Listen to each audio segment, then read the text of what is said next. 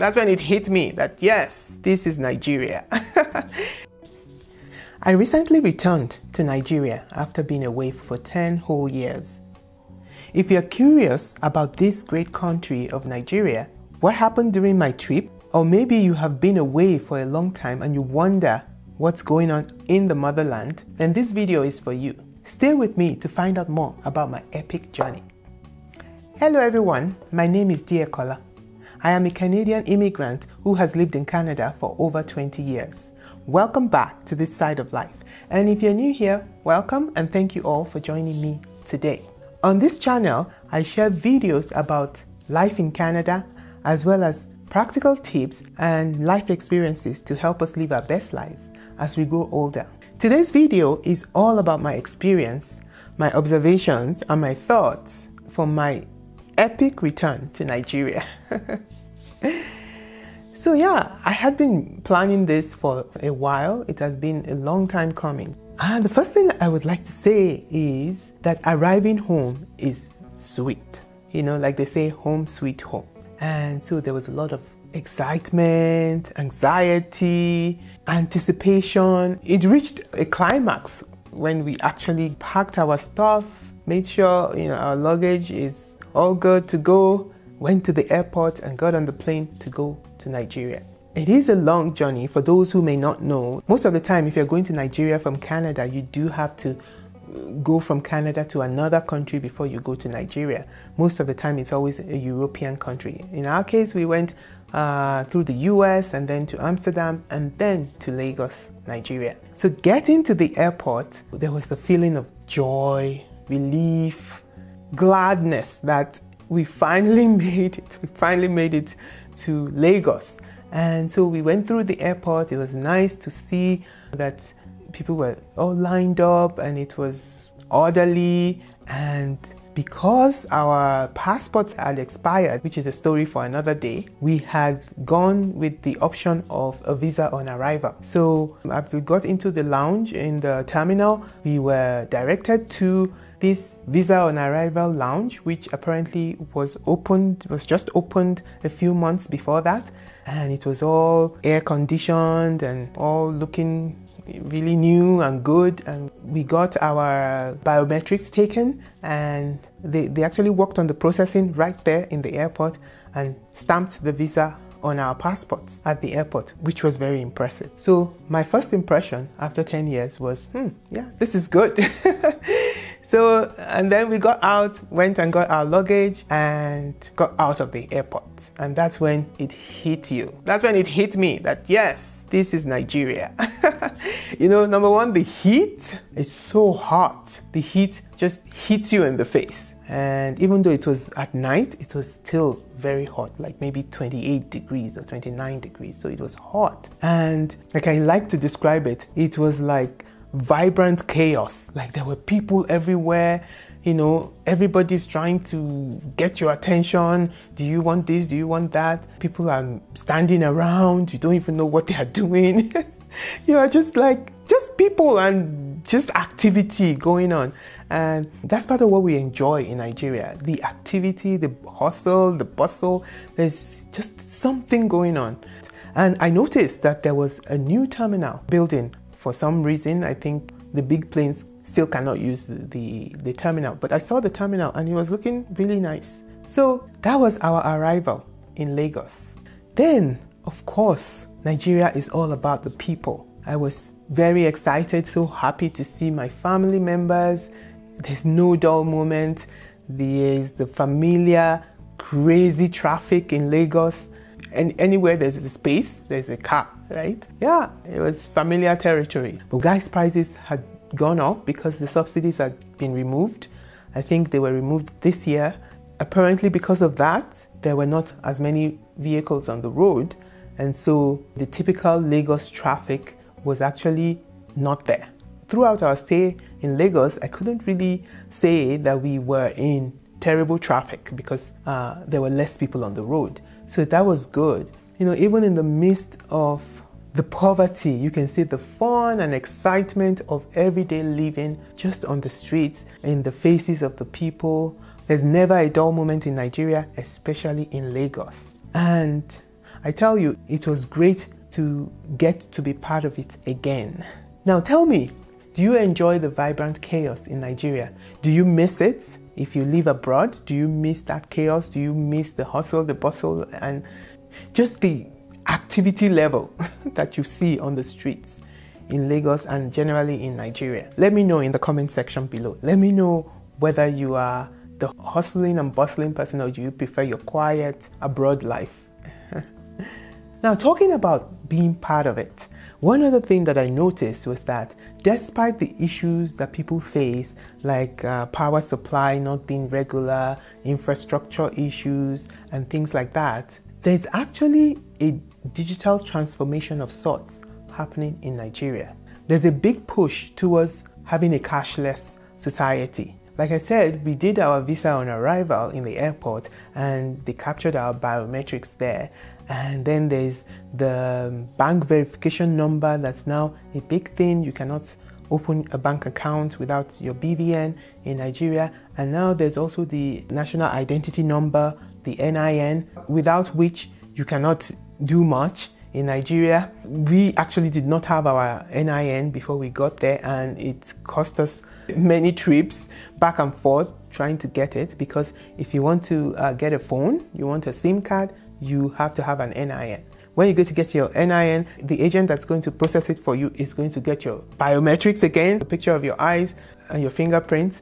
After you get your NIN, you want to get a SIM. The agent that is going to sell you your SIM is going to do another biometric capture. And I just wonder, like, all this biometric data that they are taking, I hope that somehow they are going to centralize the database so that you don't have to be capturing your biometrics everywhere, and you can just do it once and for all. But yeah, the NIN is like the same number that we have in Canada, so that if you have not gotten your NIN, this is your wake-up call to go and get your NIN. I think in whichever country you are in, they have agents who can actually process your NIN for you. So please go and do it, and don't be like me and have to run around when you get to Nigeria to get your NIN. Talking about digitalization, I actually had to go and swear an affidavit because I had some problems with my BVN and my NIN, which I would talk more about in another video. And they actually had the process also digitized, like it was all online. They had these agents and they have an application that they use to process all the requests for affidavits, and I found that quite impressive as well. Also, there were point of sale POS machines everywhere, like on the streets there were POS machines, and I was like, why do they have POS machines again? Like, aren't they supposed to be in stores when you want to buy things? But apparently this is also towards this cashless economy that Nigeria is trying to push. So if you go and buy something and you don't have cash, there are always these POS agents everywhere that are able to take the money from you and transfer the money to the merchant. Or if you need money and you don't have money and you need to buy something from a merchant, you can go to the POS guy and he will give you cash, and then you will transfer the money to the POS guy electronically. So the whole thing is just to help facilitate people using electronic transfers between their banks as opposed to using cash, which I think is a good thing. Another thing to note is that rideshare is now so popular. Before it was taxis and buses and things like that, but now there's a lot of rideshare services, and the one that I used when I went was Bolt, and it worked very well. It was really very useful. It was quick. It was on time. I didn't have any complaints, and I did feel safe. So I know many people are worried about their safety when they go to Nigeria, but I want to tell you that I felt safe when I went to Nigeria. I felt safe going around in a Bolt, and we even went out sometimes at night, late at night, and it didn't feel like we were in any danger. Of course, you have to be very careful. You have to be careful about the people you talk to or who knows where you are and things like that. But all in all, I think it was safe, and it's not as bad as you hear it on the news or from people. It's not as bad. I felt quite safe. So if you're getting any value from this video, please hit the like button and comment. Let me know what you think about what I'm talking about today. let me know that you are there and you are listening and you have some thoughts about it, and share your thoughts in the comment section below. This really helps the channel to grow and helps us with the algorithm. Thank you very much. Now that leads me to the business world. There's so many business opportunities in Nigeria. Everybody in Nigeria has a side hustle. I'm not even kidding you. Every single person has a side hustle apart from their day job. Because there's so many opportunities over there. Despite the power issue, the environmental limitations, the hustle in Nigeria continues. The exchange rate is so high now against the dollar. Yet people just somehow, they make things happen. Logistics, delivery of parcels, delivery of goods and food and items is big business now. There's so many motorbikes carrying deliveries. And one other good thing is that the trains are being developed now. We all know there's a train between Lagos and Ibadan now. And then there's also the light rail in Lagos, which was just opened. That was after we left though. It was just opened. This is all encouraging more commerce, more activity, more business activity in Lagos. Real estate is also big business. This one really baffles me because I'm like, who are the people buying all those houses? And they are not cheap. They are not cheap houses. One of our friends took us on a tour of a $130 million house. And I was looking at this house and I was like, wow, how many people in Nigeria can afford that? But yet, there are so many of those houses being built, and there's so many people that are involved in the business of real estate in Nigeria. And that's another area that's kind of booming in Nigeria. One other thing I also noticed is that there is an information gap in Nigeria. There's a lot of things that people need to do, especially with this push towards digital. There's a lot of things that people need to do that they don't know how to do. They don't have the information to do it.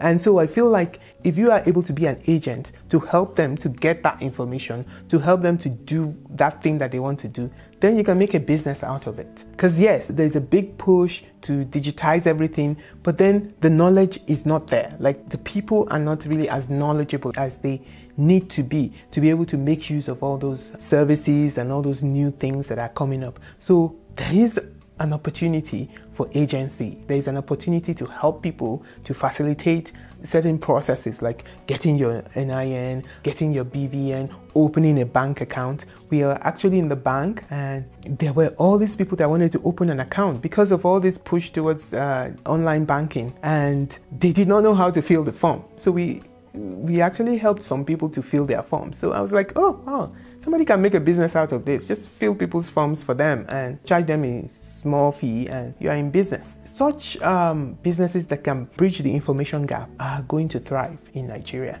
That was my observation. And also hotels. I mean, it was my first time staying in a hotel in Nigeria this past trip. And I realized that hotel business could actually be a good business in Nigeria. And we stayed in a hotel in Ibadan, and the hotel was quite nice. That is another area that I think is a good business in Nigeria. There's the clothing business, people making and selling clothes. And of course, Nigerians love to dress up. So yeah, that's another business. And also farming. There's a lot of people that are going into farming. We have friends that are going into farming, making Nigeria sustainable in terms of food production. That's another business that's thriving in Nigeria. Yeah, despite all the issues and problems and things that are not working. For example, we were in one of our friends' houses and he actually had his own water filtration, water processing system in Lekki. And I'm like, wow, you have your own water corporation here. But despite that, people are hustling and making it work. And shout out to everyone out there, all those Nigerians that are doing business, that are bringing services, that are bringing goods to the people, that are making the economy move. We just look for a better Nigeria and hope that all this hustling and all this effort that's been put together into that country will yield good fruits for us and for our children. That is the prayer. So we did go to Lagos and we also went to Ibadan. I have to tell you about the Lagos-Ibadan Expressway. This road has been under construction since as far back as I can remember. I would like to say maybe like 30 years. I don't even know whether it's more than that. but it has been under construction for a very long time. But this time when we went to Nigeria, it was actually done. The construction was done. And I tell you, the road was a breeze because we did go back and forth from Lagos to Ibadan, and the road was a breeze. In 1.5 hours, you are in the other city. It was just a great thing to be able to drive on that road without the holdups. There's some people that have spent 12 hours on that 100-kilometer length of road because of all the issues that just makes the traffic to be horrendous. It was just great. And also, I noticed that there were many industries. There were many industrial development on the sides of that express road. So many factories, so many companies that have set up shop on the road. And I thought, well, that's a good thing. If there are industries, then that means they'll be employing people and there will be more jobs. I'm hoping that is a very good development. So we went to Ibadan, and Ibadan is just same old Ibadan. Nothing much. I didn't really feel a lot of difference. Like, Ibadan is just largely unchanged. It still had that same old town feel, which I love. I'm Team Ibadan. I love Ibadan. I prefer Ibadan to Lagos any day. So yeah, let me know. Are you Team Lagos or Team Ibadan? Let me know in the comment section below. And then finally, I cannot end this video without talking about the food. We all know that Nigerian food is the best, right? Me and my husband, we hunted down all the huntable amala spots in Lagos and in Ibadan. And we had our fill of amala sky, amala buka, North Street. Yeah, we ate them all. The first thing that we looked for in terms of food was boiled peanuts, because those are my husband's favorite. So we had boiled peanuts, we had boli, we had gala, fan ice, we had suya, of course, we had moi moi, edikaikong, fisherman's seafood okra, we had ayamase, nkwobi. We had all the food and we enjoyed it all. All in all, it was a great return to Nigeria for me and my husband. With everything that happened, all the people we saw, all the things we experienced, all our family, all our friends, and it was really, really good. And we promised ourselves that we will not stay that long anymore before going back to Nigeria. And with everything that happened, it was epic, if I do say so myself. If you've stayed this long listening to me, thank you very much. I hope you've enjoyed my recount of my epic trip to Nigeria. Make sure you stay tuned to this channel for more interesting content coming your way. And don't forget to like, share, subscribe, and hit the notification bell so you know whenever I upload new videos.